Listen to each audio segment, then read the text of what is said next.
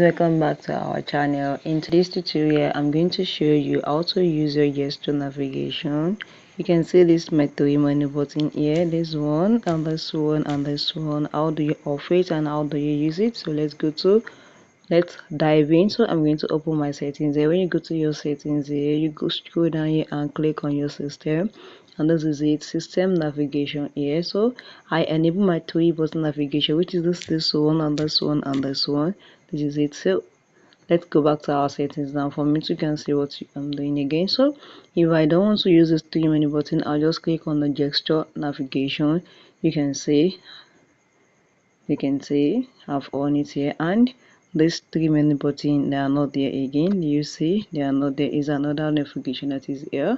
So this is the working of the gesture navigation for you to see how to control your phone interface. So if you want to go back to your three menu button for easy access, just go to your settings here.